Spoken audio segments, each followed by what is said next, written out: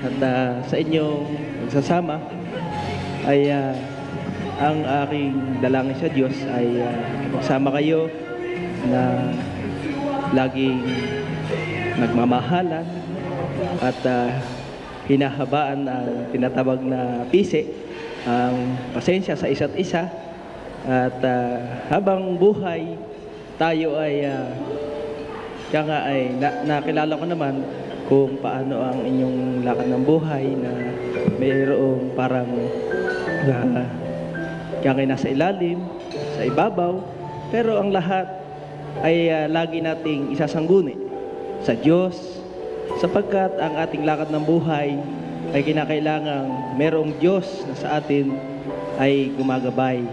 Kaya habang kayo nagsasama at hanggang sa kayo magkaroon ng mga anak, ay lagi pa rin ninyong iisipin na ang ikabubuti ng isa't isa hanggang sa mga magiging mga anak, magiging mga apo.